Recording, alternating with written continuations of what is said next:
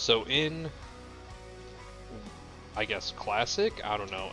I've only really played SOD recently, kind of at a good pace. But essentially, there's a couple different ways people do loot in this version of WoW.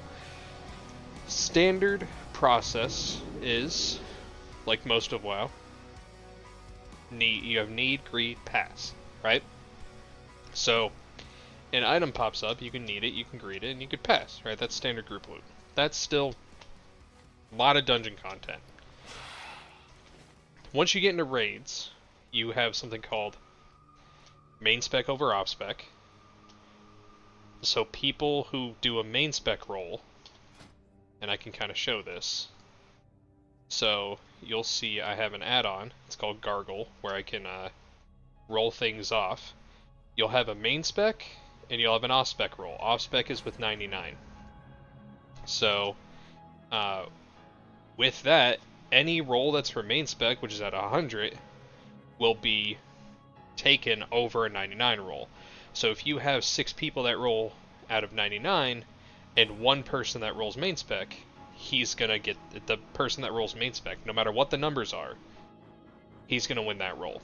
Now he's also gonna get something called a +1. What's a +1? Thank you for asking.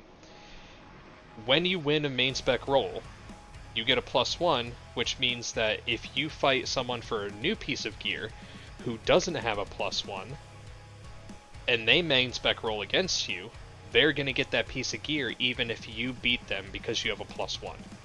This way, gear gets evenly distributed over people who need stuff, right?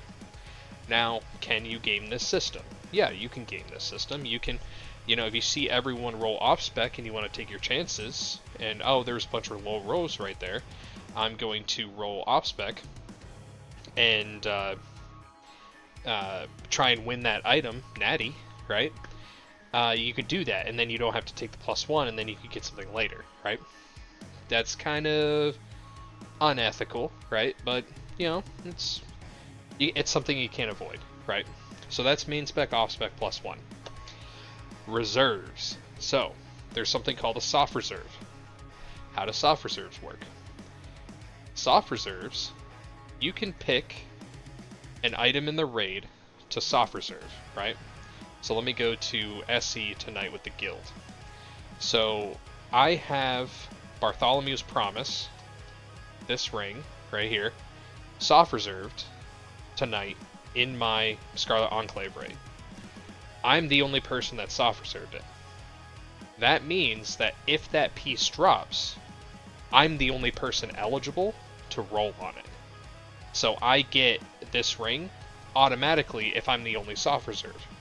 If other people soft reserve it, then they roll against me. And only the people who soft reserve a piece can win that piece. If something doesn't have a soft reserve on it, then it's just an open roll, Main Spec, Off Spec, +1. If something has a soft reserve on it and it doesn't drop, better luck next time, right? Soft reserves are designed for people who are chasing that one piece in the raid, and they have a better chance of getting that one piece, right? It kind of lets you look at the loot and say, what's the best upgrade for me, and what's the most important thing I want? I'm going to SR that thing. Some raids do 1 soft reserve, some do 2, some do 3, right? And there's actually a website that a lot of people use to do soft reserves called softres.it. And essentially, let me just create a fake raid right here. So you can go to this site, right? And you could say, okay, I'm doing WoW Classic. I'm going to be doing SOD AQ40. Actually, let's do Scarlet Enclave. So that way I can stick with the... I'm going to be doing Scarlet Enclave. I'm on Horde. I want 2 soft reserves. I want to create this raid. Cool. So I created this raid. I have a link to it. Now you can give this link to other people, and they can soft reserve their stuff. You can type in your character's name. I'm going to specify I'm a healer. I'm going to say I'm an arcane mage, and I'm going to SR my ring. So I'm going to SR my ring. Boom, SR. Now, you can import this into the add-on I was using, Gargle, right? And as the loot master, you'll have your soft reserves in-game. So you can see all that stuff, right? We'll do that in a second. But let's say I want to SR another piece because I have 2 soft reserves on this raid. So I'm going to SR Vial of Pus. So I have that piece. I get the Gargle export string. I go back into game. And I can import my soft reserves by typing GLSR. Paste that. Boom. There are my soft reserves. Barty's Promise, Vial of Pus. Now when I look at these in Atlas Loot, you'll see reserved by Guju, which is my mage, right? Reserved by Guju, which is my mage. And when I roll this piece off, which I should be able to do.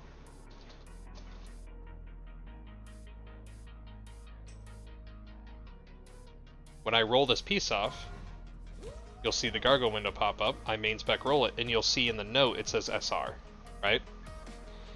So it shows you who has SRs on what, even when you're rolling for the item.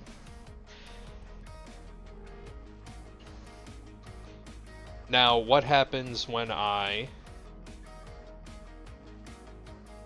SR the same thing twice?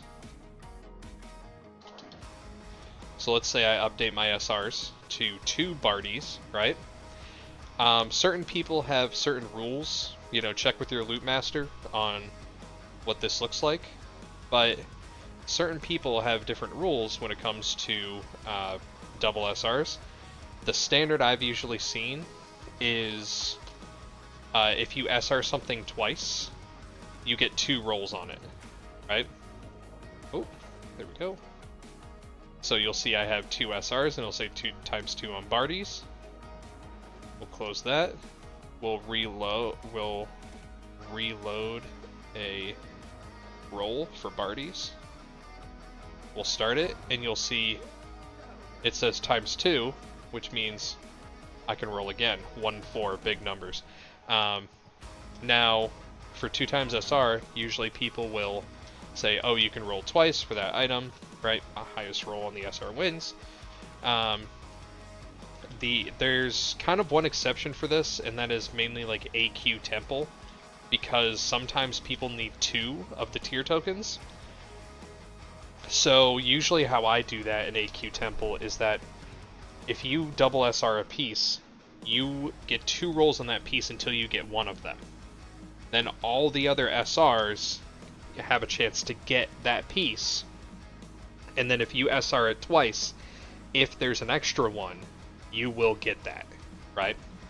So it just all depends on what rules your kind of loot master has, right? So that's SRs in a nutshell. Now here is, let me just clear these SRs real quick out of Gargle. And then you have HRs, which is hard reserves. Hard reserves are very simple. I hard reserve a piece. If it drops, I get that piece, no matter what, right? Hard reserves have huge contention in, WoW, because it's weird, right? Like, you kind of get one end where you're hunting that piece, but in the other end, you're kind of being, like, hey, I want 40 people to run this raid so I can get my stuff. It's just, yeah. But hard reserves do exist. Usually popular hard reserve items are things like the legendaries and Molten Core, ATS shards and Nax. That's pretty standard. You have every single tune I get to 60 on SOD. I run an AQ Ruins because these battle tank mounts, the one that I'm on actually, it comes from there. These battle tank mounts drop out of AQ Ruins at the end when you do When you do hard mode, there's a yellow, green, blue, and red one. Blue and red. And it's a super easy raid. It only takes, I usually do 2, 3, 9, 15 people. 2, 3, 10. 2, 3, 10, 15 people. And I make sure everyone knows recruiting for that raid that, hey, I'm going to HR the mount. The mount's going to go to me. Everything else is open roll. And those groups usually run pretty smooth. And then I always, I just feel guilty about HRing something, so I always do 2 or 3 like following resets of AQ ruins for people, and I have the mount open roll so that way people have a chance at getting it. But I just need to, I want to have the epic mount on my characters, so I do that, and I lead the raid, and I actually don't take any loot in the raid. It's my own thing, right? But like HRing is very it does happen. It's not super common, but you'll see people like HRing a lot of stuff in runs, and usually that's a pretty rough go about it when it comes to those runs. Like, it's absolutely wild.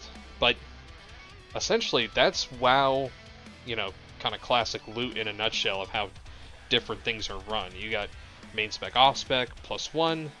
You have soft reserves and hard reserves.